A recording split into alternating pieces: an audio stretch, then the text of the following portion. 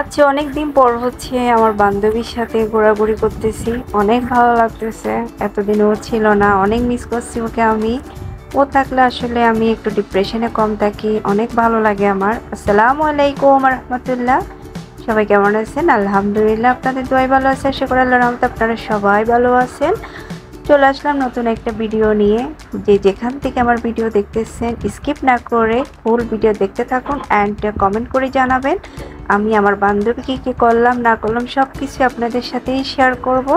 So আমার video দেখতে থাকুন। আমার পেজ সেলিনাজ ব্লগ অ্যান্ড আমার ইউটিউব চ্যানেল সেলিনা জাহান ববি সাবস্ক্রাইব করে পাশে থাকবেন অ্যান্ড বেশি বেশি করে একটু সাপোর্ট করবেন।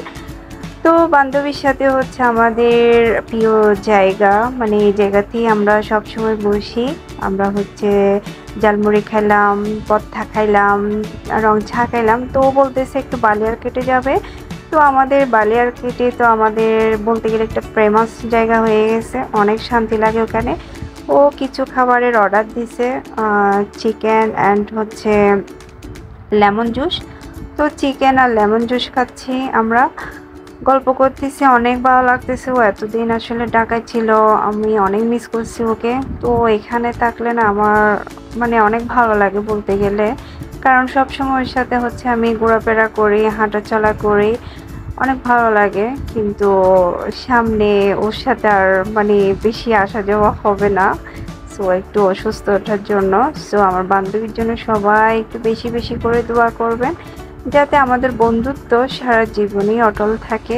কারণ এখন বন্ধুত্ব দেখা যায় যে আজ আছে কাল নাই। তো আমি এমন বন্ধুত্ব করতে চাই না, আমি সারা জীবনই থাকতে চাই এরকম।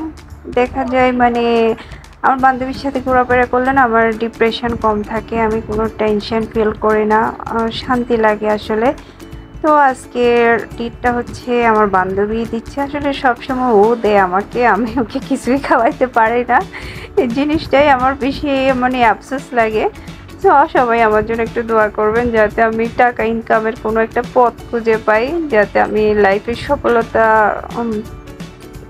অর্জন করতে পারি, লাইফে কিছু করতে পারি। অনেক কষ্ট লাগে আসলে যখন কারোর জন্য কিছু করতে পারি না। তো খাইলাম, খাওয়া দাওয়া করে হচ্ছে একটু ঘোরাফেরা করতেছি। ওইখানে পেঁয়াজুটা না অনেক ভালো লাগছিল। পেঁয়াজুটা ছিল আগে 40 টাকা, এখন হচ্ছে 60 টাকা করে ফেলছে, একদম মচমচে, অনেক ভালো লাগছিল ওইটা খাইতে। তো ওই জায়গাটা না মানে সবারই প্রিয় হয়ে গেছে এখন, মানে এই জায়গাতে সবাই একটু হলে ঘুরতে আসে, আসলে মনটা এমনি ভালো হয়ে জায়গাতে আসলে। তো আমার এমনিতেও ভালো লাগতেছে, কারণ অনেক দিন পর বান্ধবীর সাথে ঘোরাফেরা করলাম, মজা করলাম, আড্ডা দিলাম, অনেক ভালো লাগছে। সো আমাদের জন্য দোয়া করবেন আমরা যাতে সারা জীবন এভাবেই থাকতে পারি। আল্লাহ হাফেজ।